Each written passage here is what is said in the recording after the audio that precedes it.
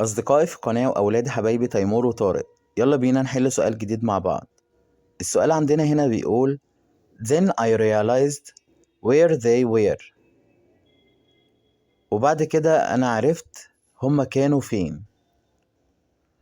They were my favorite armchair. هما كانوا مثلا القصص أو كده، هما كانوا armchair يعني الكرسي بتاعي اللي هو الهزاز ده الارمتشير.